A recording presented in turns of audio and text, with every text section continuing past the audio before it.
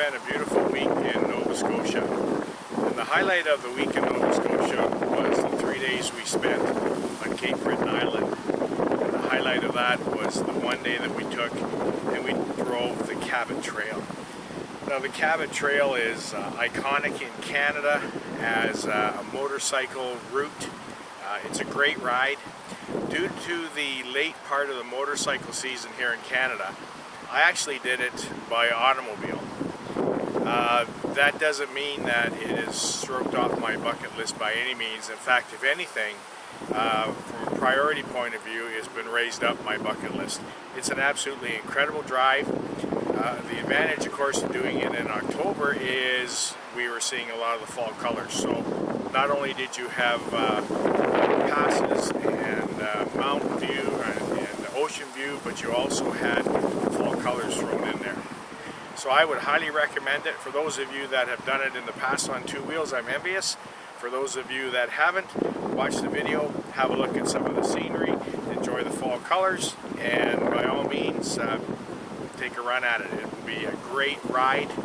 Like I said, I did it on four wheels, and the only thing that could have been better was to do it on two wheels.